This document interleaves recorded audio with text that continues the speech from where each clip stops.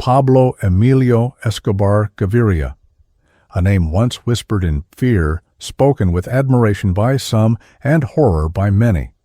He was responsible for transforming cocaine into one of the most profitable underground industries in human history. But drugs were just the visible layer.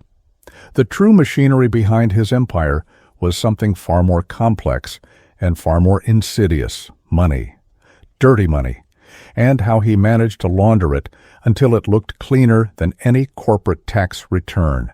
At the height of the 1980s, Escobar controlled an estimated 80% of the world's cocaine trade. His organization reportedly generated between $20 and $30 billion annually. That's nearly $60 million a day.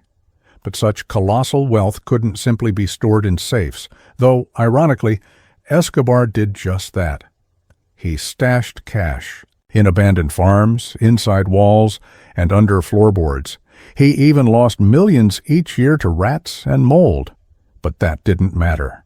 There was always more coming. What truly set Escobar apart wasn't just his brutality or his scale, it was his genius for logistics and finance. While rivals spent their profits on extravagance or brute force, Escobar was building a global economic structure, a clandestine financial empire that mirrored the architecture of multinational corporations.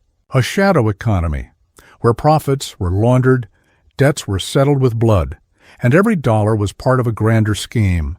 He created front companies, bought vast swathes of real estate, donated to charities, sponsored community projects, and even built entire neighborhoods for the poor in Medellín, not out of kindness, but as part of a social shield. His investments became a form of camouflage, earning him local support while simultaneously cleaning his money. Escobar wasn't just buying influence, he was buying legitimacy, and it worked. Politicians bowed to him. Judges were paid or eliminated. At one point, he even offered to pay Colombia's national debt in full, in exchange for amnesty. That offer wasn't empty. He had the money. It was power at a level no cartel had ever reached. If you're into real stories that expose the hidden mechanics of wealth and corruption, subscribe now and hit the bell. Because here, the truth always finds its way out. His financial genius lay in making the complex look ordinary. He invested in cattle farms, taxi fleets, shopping centers, schools, and even private zoos.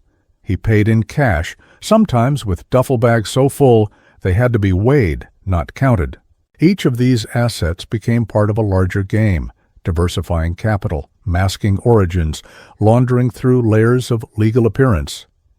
Escobar's cartel operated its own accounting system. He had a team of lawyers, accountants, and economists, professionals who could navigate both the criminal and legitimate worlds.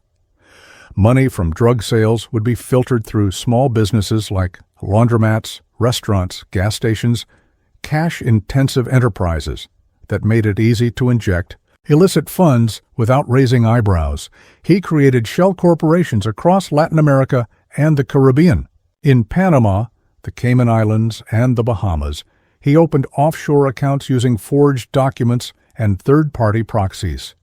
He paid hefty fees for confidentiality and secrecy, and in return, his billions flowed silently across borders. Some banks knew, and some helped.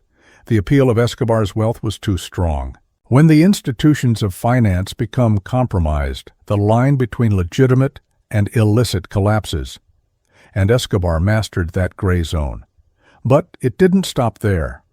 Escobar infiltrated the Colombian financial system itself. He controlled currency exchange offices, had inside men in national agencies, and could manipulate inflation and interest rates to his benefit. His reach wasn't just criminal, it was economic. He destabilized regions while financing entire local governments. And when someone refused his money, well, that's when his other slogan kicked in: plata o plomo, silver or lead, and here's the chilling part: much of his fortune was never recovered. Billions are believed to remain hidden, buried underground, laundered through public contracts, or sitting silently in accounts under false identities. Some of that money may still be circulating today, undetected, clean, and thriving. If you're still with us, it means this story struck you. Drop a comment below with the detail that shocked you most, and share this video with someone who needs to understand that greed always comes with a cost. Escobar's legacy didn't die with him. On a Medellín rooftop riddled with bullets, his empire may have crumbled, but his blueprint survived.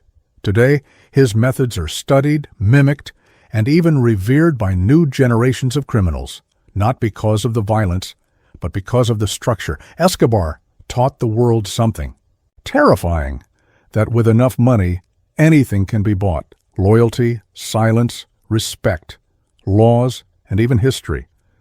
He wasn't just a drug lord, he was an architect of financial shadows.